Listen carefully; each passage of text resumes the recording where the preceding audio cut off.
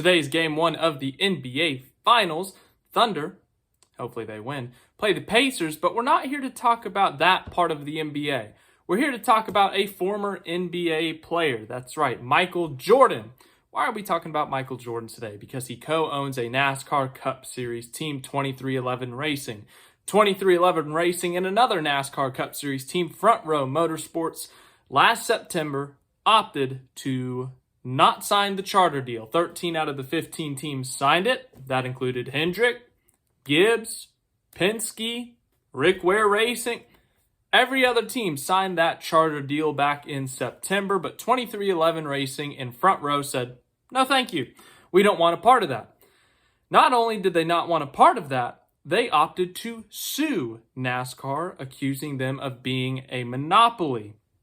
Well, then comes December, and in December, there was a preliminary injunction basically saying, hey, we didn't sign this charter deal. This is from 2311 and Front Row's perspective, saying we didn't sign that charter deal, but we want to race as chartered teams because it's a huge monetary difference. Our drivers, sponsors, there are things in their contracts that say if we're an open team, if we are not a chartered team, they could walk, they could leave at any time. So they go through this process of this preliminary injunction, and it gets granted. The teams end up winning that preliminary injunction. They get to race as chartered teams. They get to make more money. They get to be a part of the cut like every other team that signed this charter deal for 2025. Well, as of today, that has been flipped. So, I don't speak legal. Preliminary injunction, I cannot tell you the full meaning of that. I just know what it ended up meaning because I read a bunch of stuff that people said. But essentially, not as of like this moment, but 2311 and Front Row could very well lose their charters. Like in a few weeks, I believe. Like this is earth-shattering potentially. We'll talk about some of the big ramifications of it, but first it was just announced about 30-ish minutes ago that the U.S. Court of Appeals has ruled in favor of NASCAR and vacated the injunction requiring NASCAR to treat 2311 and Front Row as chartered teams. Then Bob Pocker said, the teams get 14 days to petition for a rehearing or hearing in front of all the appeals judges. 7 days after that deadline passes is the earliest this judgment would take effect. The teams get 14 days to ask for the case to be heard by the entire appeals court judges instead of just the 3 judges who heard the case initially. The ruling today wouldn't go into effect until 7 days after that deadline passes at the earliest. So I guess that would be, my math's correct, is that 21 days from now at the earliest, late? I don't know. Couldn't tell you. But then we got some legal documents. Who wants to look at legal documents? Yeah, I don't want to either, but it's a big deal, so we got to look at legal documents. So here's what the judge said. In entering a preliminary injunction in this case, the district court held that the plaintiffs were likely to succeed on the merits of their antitrust action against the NASCAR and its CEO, Jim France, because NASCAR, as an alleged monopolist, required the plaintiffs as a condition of doing business with them to enter into a release for past conduct.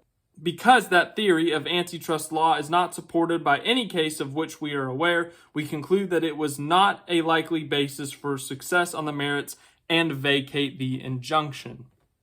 Then another part says, in short, we have found no support for the proposition that a business entity or person violates the antitrust law by requiring a prospective participant to give a release for past conduct as a condition for doing business. We cannot conclude that the plaintiffs made it clear, showing that they were likely to succeed on the merits of that theory. And without satisfaction of the likelihood of success element, the plaintiffs were not entitled to a preliminary injunction. So, 2311 and Front Row, they both have 3 charters apiece. And then you got to separate them. You've got the way they have their initial charters, or for Front Row, I think they've had it since the beginning of the charter system, at least one of them. Maybe, I don't know. But then you have to factor in their newest charters. 2311 entered NASCAR in 2021. They bought a charter from Germain Racing But then when they expanded, I can't remember who they got the second one from, but the third one they got from Stewart-Haas Racing, who just shut down last year. That was a business transaction. They paid 20, 25, 30 million dollars for that charter. Well, if they lose that charter, if that charter just disappears, or if NASCAR takes it up, whatever, like, well, did that business transaction like really happen? Like, does Stewart-Haas Racing, do they have to pay 2311 Racing back the money since that charter is no longer in effect in a sense? And then as for the original charters or whatever, I don't know, like, does NASCAR, I think NASCAR has the option to repossess them. And then if NASCAR repossesses them, are they allowed to sell it to someone else? Like, if Jimmy Johnson wants to buy another charter, for Legacy Motor Club, if he wants that third charter, he's in a separate lawsuit with Rick Ware Racing. If he doesn't want to deal with that, what if he just goes to NASCAR and buys like a former 2311 front row charter? Like, how does this work, And also, in terms of the contracts that I mentioned earlier, it's been said that Tyler Reddick, Bubba Wallace, probably even Riley Herbst, there are terms in their contracts that say if 2311 is an open team, if they are not a chartered team, they have the option to leave the team. There's also been things said about the sponsors. So does that mean like McDonald's, the Air Force, Monster, Sunny D, whoever it may be, like, what do they do? Because all of a sudden, like, this has completely changed the trajectory of 2311 and Front Row. And then, like, Loves with Front Row, Speedy Cash, like, whoever it is, like, these sponsors, the drivers, Zane Smith, Todd Gill, and Noah Gragson, I don't know what their status is, but I don't think those drivers would leave. They're in a good position. Those cars are competitive, but what do you do? Like, this completely changes everything for both of these teams.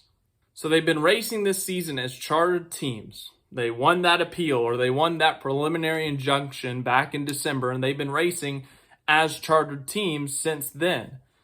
But in a few weeks, that could change. Like, the judge, the court, the legal people have declared that they're going to vacate it. They're going to take that preliminary injunction away. So 2311 and Front Row, they could be open teams in just a few weeks. I don't know how that goes into effect. I don't know how that impacts them in the short term. In the long term, it's a huge financial blow to those teams if this ends up standing. And obviously this court case is going to get decided at some point. But what do you do? Like, if they end up settling out of court, if NASCAR wins, let's say NASCAR wins this court case, like, are 2311 and Front Row screwed? Like, do they not have any charters? Are they going to have to go buy charters from someone else? Are they going to die? Like, this is not good for the teams that are in this lawsuit, 2311 and Front Row. Like, what does this mean for their future? Front Row just got elevated to a Tier 1 Ford team. Now they're going to have to race as an open team. Like, what's going to happen to them? 2311 Racing, yes, Michael Jordan has a lot of money, sure, but what happens there? Like, they just built a brand new facility, airspeed. Like, I don't know. I don't know what's going to happen, but if they have to race as open teams, it's a huge financial hit for them. There's a lot of contracts that have terms in them. Charter versus open. People can leave. Like, what does this do? So I'm curious to hear what the team's responses are going to be. Curious to see how this impacts them in the short term. When I say short term, I mean between now and July. The midterm, from now to the end of the season. The long term, obviously, if they lose the lawsuit. But this is a massive shift. It's truly a massive shift in this lawsuit. We'll see what ends up happening. But big news in the NASCAR and legal world, I guess, today. So we do have a statement from 2311 and Front Row's attorney, Jeffrey Kessler. He said, "We are disappointed by today's ruling by the Fourth Circuit Court of Appeals and are reviewing the decision to determine our next steps. This ruling is based on a very narrow consideration of whether a release of claims in the charter agreements is anti-competitive and does not impact our chances of winning at trial scheduled for December 1st. We remain confident in our case and committed to racing for the entirety of the season as we continue our fight to create a fair and just economic system for stock car racing that is free of anti-competitive, monopolistic conduct. We'll see what ends up happening with this. Any other major updates, I'll let you know. There's a lot of legal speak I don't understand, but what I do understand is that the teams who previously had won an injunction, or they've won some appeal to grant them charters or to be a part of the charter system for 2025, that has now been appealed and won, and NASCAR now, I guess, has the option to treat them as open teams. So thanks for watching this video. I hope you enjoyed it. Any other news, I'll let you know. But yeah, big legal news.